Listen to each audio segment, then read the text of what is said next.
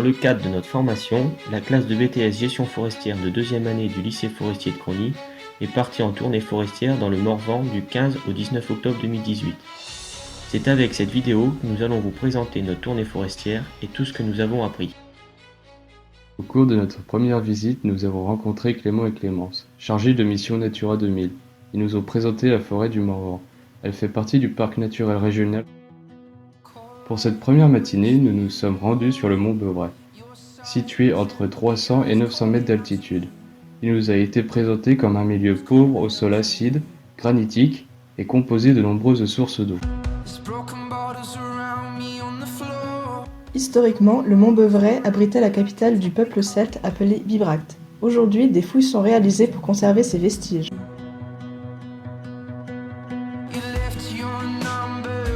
La forêt du Morvan est un patrimoine inestimable couvrant 129 000 hectares, soit 45% du territoire. Elle est composée à 55% de feuillus tels que le chêne et le hêtre, et 45% de résineux tels que le douglas ou l'épicéa. Ces forêts sont privées à 85% et suite à la Deuxième Guerre mondiale, le FFN a financé les reboisements tournés vers les résineux. Aujourd'hui, le Morvan est le plus gros territoire de production de sapins de Noël. On retrouve aussi une production intensive de douglas. Cette dernière pose problème. La sylviculture de douglas aboutit sur une coupe rase, ce qui nuit au paysage. Pour cela, Clémence anime une charte forestière à enjeu social. Le but est de sensibiliser à une sylviculture douce avec des coupes progressives pour également valoriser la filière forêt-bois locale. Sur le mont Beuvray, nous retrouvons des captages d'eau filtrés naturellement par le milieu et alimentant les communes en aval. Ces zones ne sont pas plantées, elles sont protégées par une exploitation raisonnée avec l'utilisation de biocarburants, d'huile bio et la surcharge y est interdite. Avec l'enracinement du massif, les 60% de forêts feuillues anciennes sont menacées. De plus, le douglas appauvrit les sols. En effet, il ne restitue la matière minérale qu'après 70 ans, alors qu'actuellement, il est exploité aux alentours de 40 ans. Les forêts feuillues constituent un patrimoine apprécié des habitants, notamment des hêtres particuliers formant des haies plessées. Un hêtre est appelé keul. Les riverains et certains propriétaires forment une association appelée Autun Morvan Écologie qui vise à préserver ces peuplements feuillus. Il y a également un enjeu faune et flore. Un besoin en gros bois mort est ressenti pour diverses espèces, comme les chauves-souris et les mycètes. L'enjeu de conservation est soulevé, notamment pour les espèces migratoires. Le mont Beuvray est très fréquenté par les touristes, notamment la haie très montagnarde en partie sommitale très fréquentée avec les vestiges de la ville gallo-romaine à proximité. Cette forte fréquentation entraîne également une problématique concernant la régénération de cette haie très montagnarde.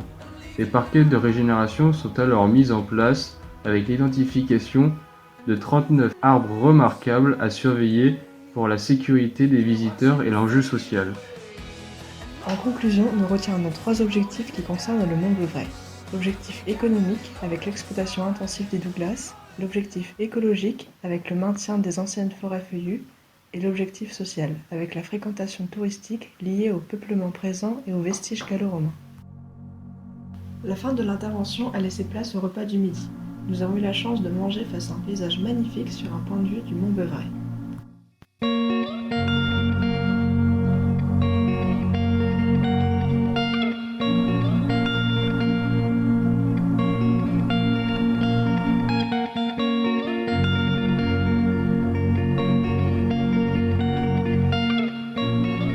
Lundi après-midi, nous avons rencontré Fanny Godet qui a effectué un bac pro GMNF puis un BTS GPN qui la poussé à se réorienter. Elle a ensuite travaillé dans une entreprise d'exploitation forestière, puis Fanny a passé un BTS Gestion forestière dans le but de devenir technicienne à l'ONF. L'après-midi avait pour sujet l'ouverture de chantiers de débardage. Fanny nous a donc expliqué toutes les démarches concernant les ouvertures de chantiers et les contraintes à prendre en compte, notamment la pente fréquente dans le Morvan. Nous avons découvert les caractéristiques techniques de la desserte forestière, les potentialités et contraintes de l'environnement sur la gestion de sortie des bois, comme la présence de cours d'eau. Au cours de cette visite, nous avons également observé un débardeur en action dans la partie sommitale du massif. L'exploitation est réalisée dans le cas d'une éclaircie douce dans un peuplement d'épicéa.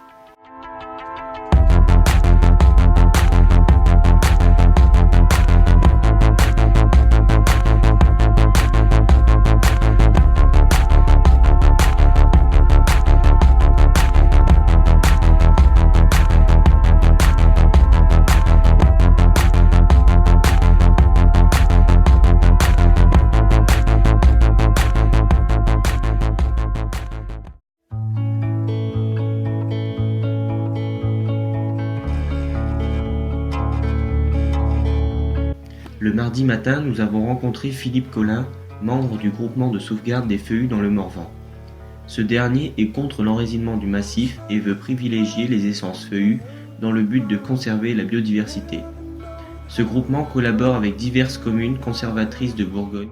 Chaque propriétaire peut ainsi adhérer à ce groupement en l'échange d'un apport financier permettant l'achat et donc la conservation de forêts dans le Morvan. L'exploitation de 60% de l'accroissement biologique des forêts tous les 7 ans permet également d'apporter les ressources financières nécessaires au groupement. Aujourd'hui, le groupement se compose de plus de 600 associés, protégeant ainsi près de 300 hectares de forêt de l'enracinement dans le Morvan sur les 4 départements de Bourgogne. Pour le repas du midi, nous avons pique-niqué sur le point de vue de la croix de la libération d'Autun.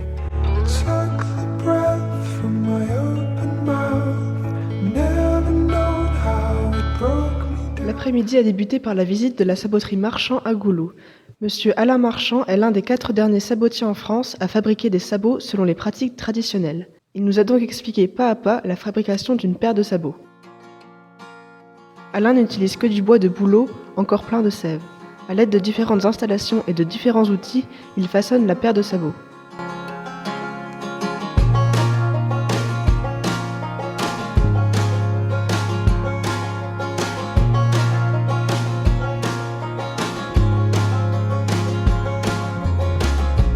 Billy was a train driving man. He went from one side to the other side of town. He went to bed with the light on. He went to bed with the light on. Right on.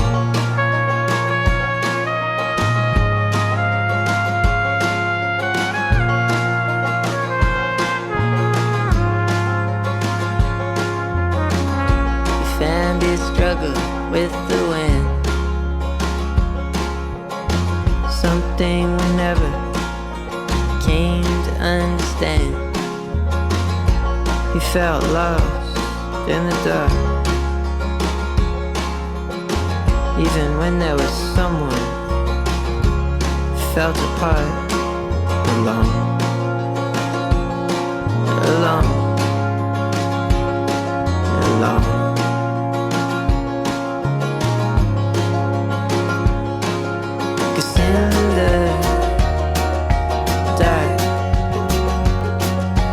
Monsters cry alone. They're waiting for you to come along and play. For you to come along and play.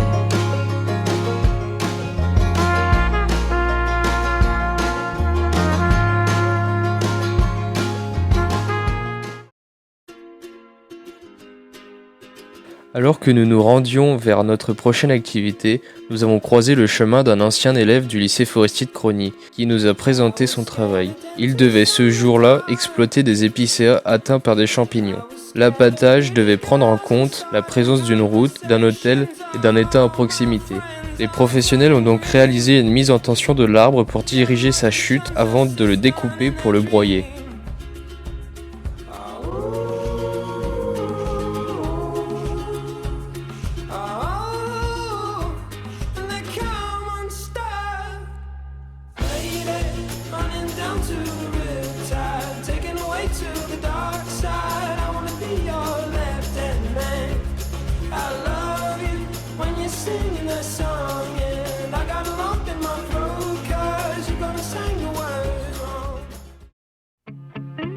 La dernière activité de la journée a consisté à estimer des grands douglas sur pied, sur la commune de Montsauche-les-Cétons.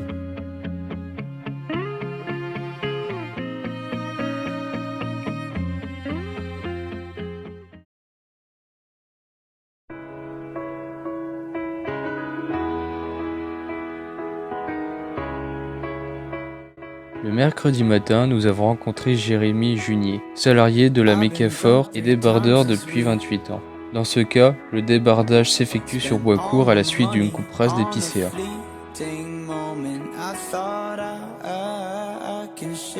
Les caractéristiques du porteur sont les suivantes.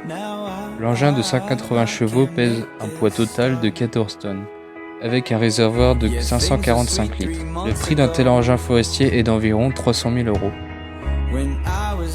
Nous avons pu observer ce porteur en action.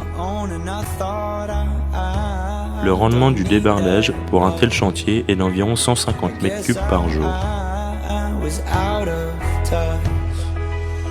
I'm fucked up, I'm faded, I'm so complicated. Those things that I said, they were so overrated. But yeah, I meant it. Oh yeah, I really fucking meant it.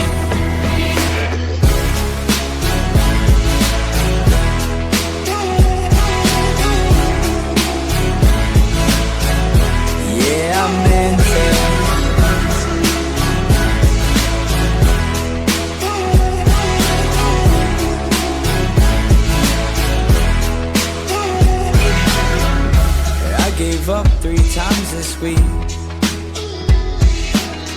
Went through those feelings like I wasn't worth nothing. I thought I can shake this off. No, I can't be this soft. I'm fucked up, I'm faded, I'm so. Les marques visibles sur les billons signent le passage de la batteuse. They were so overrated. But yeah, I meant it. Oh yeah, I really fucking meant it.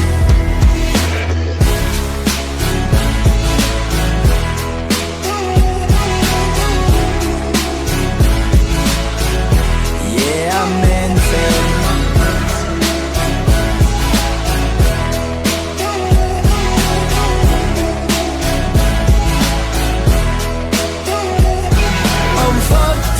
I'm faded, I'm so complicated. Those things that I said, they were so overrated. But yeah, I meant it.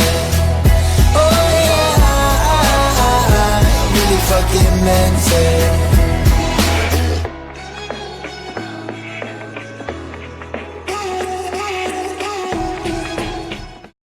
L'après-midi, nous avons rencontré M. Puchon, membre de l'ONF, dans le cadre de la construction d'une route forestière à Aligny. La construction est un projet collectif qui vise à desservir 160 hectares de forêt à 95% feuillus à l'aide d'une route forestière de 1,6 km.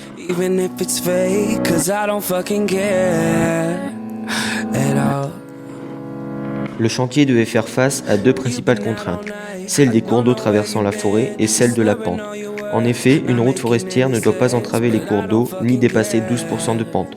Pour ce type de route, les matériaux sont soigneusement choisis et un entretien régulier est nécessaire.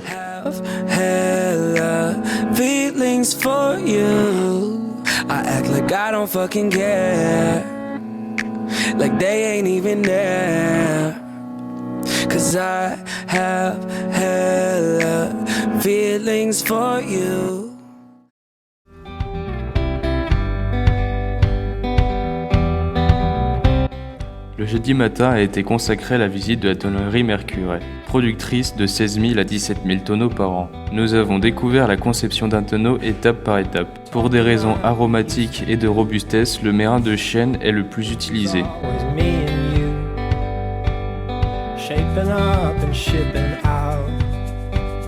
L'ensemble des pièces en bois appelées douelles sont ceinturées par une armature en fer.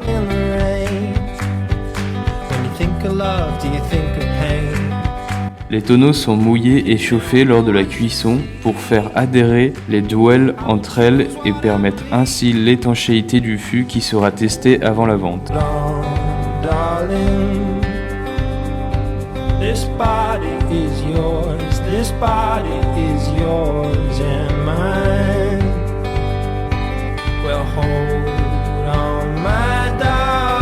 Le merrain non utilisé sert à composer le couvercle et le fond des fûts.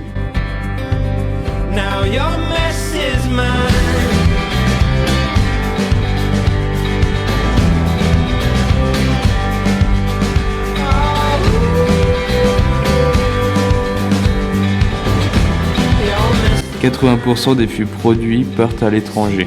Le prix d'un tonneau moyen de 228 litres est de 700 €. Le plus conséquent produit par la tonnellerie a une contenance de 700 litres.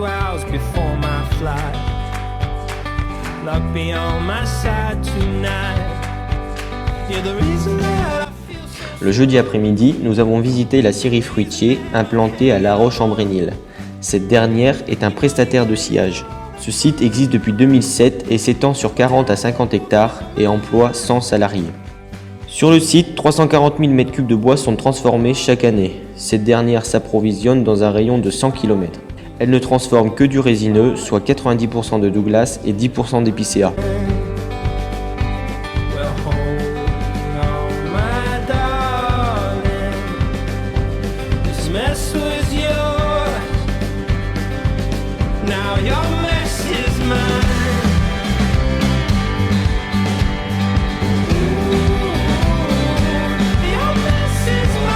Sur le parc, on retrouve en moyenne 15 jours de stockage et 104 box de triage.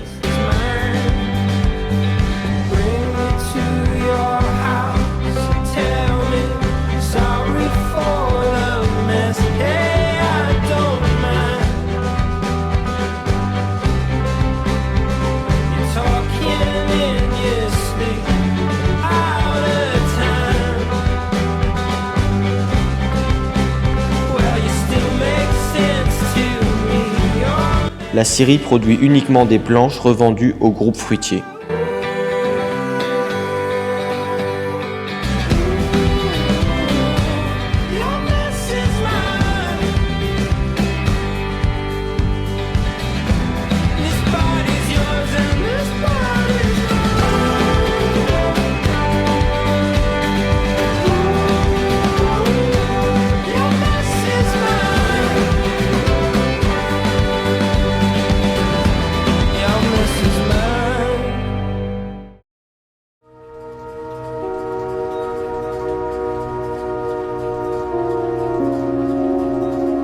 Le vendredi matin, nous nous sommes rendus à Buchon étudier un chantier d'abattage en compagnie de Jérémy.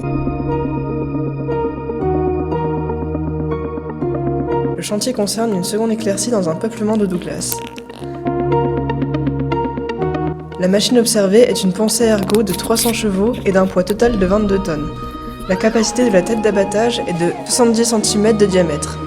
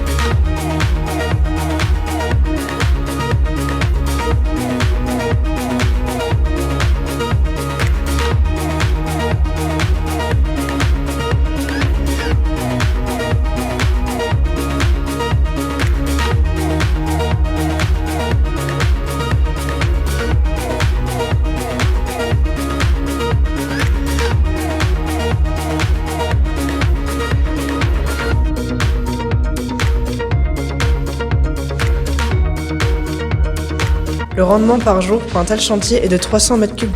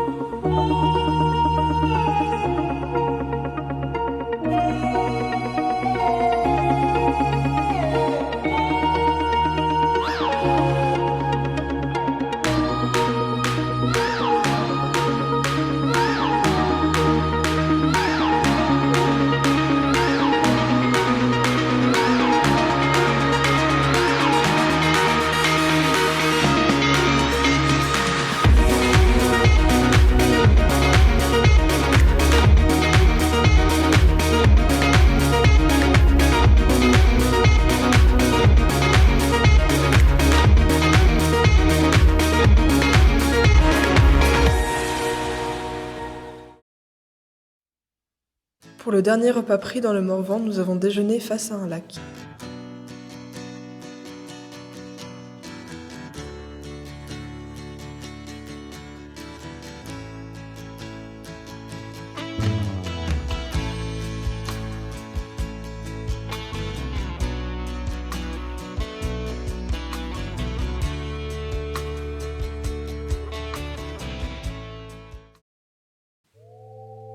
L'après-midi du vendredi a été consacré au retour vers notre lycée forestier. Le voyage était plutôt calme.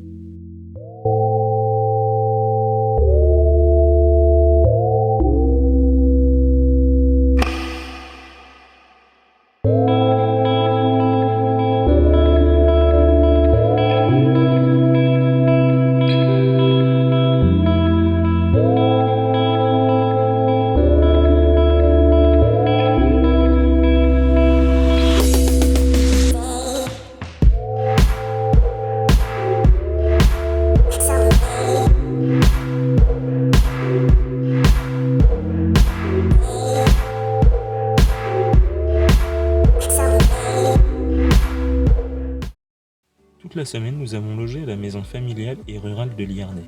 Et grâce à l'excellente organisation de nos professeurs, M. Dufour et M. Presta, nous avons eu la chance de préparer nous-mêmes nos repas par petits groupes d'étudiants.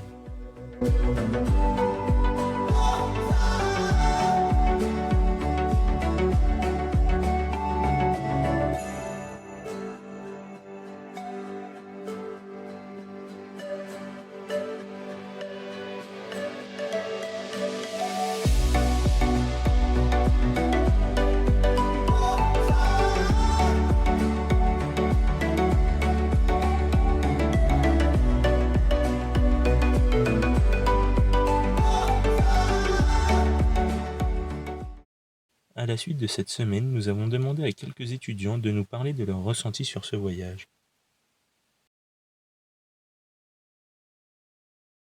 Franchement, c'était vachement cool, on a vu plein de choses intéressantes et puis les profs ils étaient ouverts, du coup ça apportait beaucoup de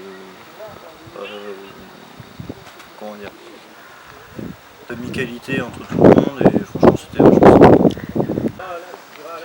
Les visites étaient intéressantes, après les gros groupes, le problème c'est qu'ils pensaient plus à faire de recrutement, du coup c'était dommage, ils nous faisaient pas vraiment transmettre le métier, du coup c'était ça qui était un peu plus gênant dans les interventions, mais dans l'ensemble c'était vachement cool.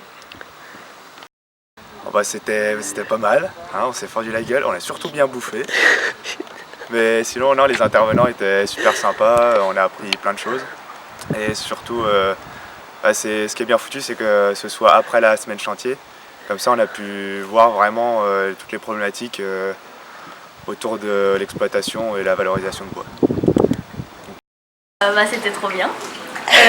Ce qui était le mieux, c'était le côté résineux qu'on n'a pas ici et pas dans la forêt de l'école. Du coup, pour une fois, on a pu appliquer le cours au résineux.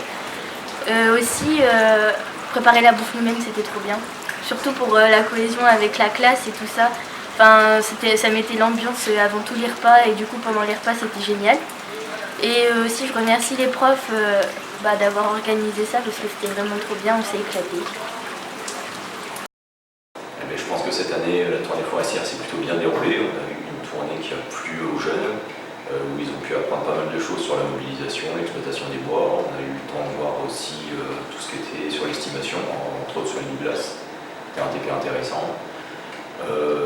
L'esprit un petit peu de groupe qu'on a pu avoir grâce à la préparation de la cantine et puis aux tâches communes, c'est plutôt bien déroulé, c'était assez sympa. Ça a ressoudé les étudiants.